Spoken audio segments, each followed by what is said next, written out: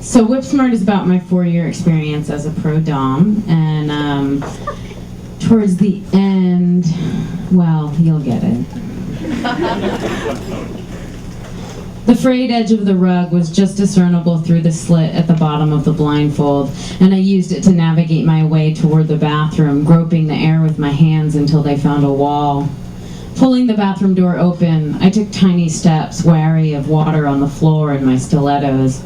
Feeling my way along the sink, I moved on to a marble shelf bearing a stack of Dixie cups, an industrial-sized bottle of Scope, and a collection of disposable toothbrushes individually wrapped with their own tiny tubes of fluoride paste. I love tiny things. Most tiny things.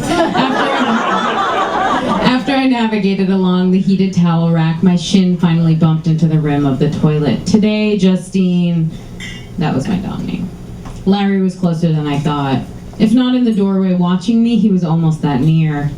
His eyes on my back, I unfastened the top button of my white shirt. Are you gonna make me come in there and do it myself? Are you trying to provoke me? Hurrying, I removed the shirt, pausing with it bunched in my fist as goosebumps rose along my back and shoulders. Turn around, Justine.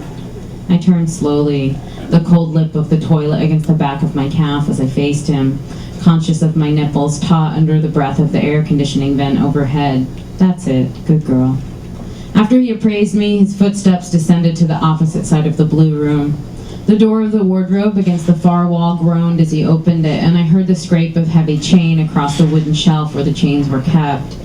As the chains clinked against themselves in his hands, I could tell he spoke over his shoulder. Stop fucking around, Justine. I want it dripping. Do you hear me? Dripping. If it's not dripping, I'm gonna stick your head in there. I'm gonna wash that toilet with your hair. Yeah. My own voice sounded frail and ambivalent. Gone was the assurance with which I denigrated my own clients. Not yeah, just yes. Yes. Good girl. Now hurry the fuck up. Crouching over the toilet, one hand bracing myself in the treacherous heels, I dunked the fist holding my blouse into the toilet water. It was freezing.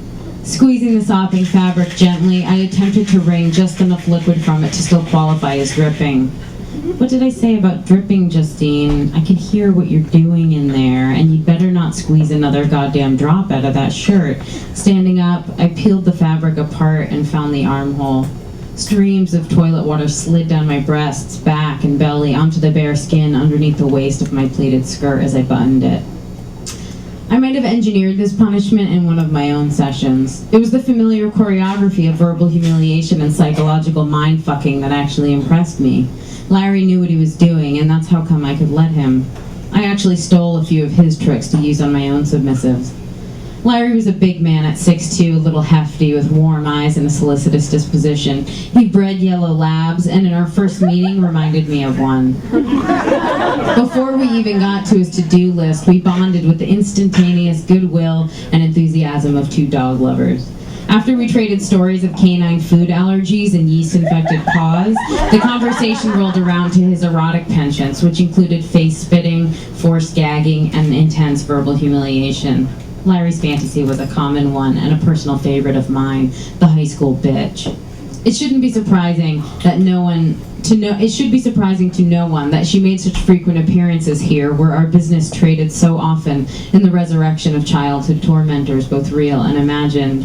She was one of the most requested bullies, along with mom, stepmom, teacher, babysitter, and nurse.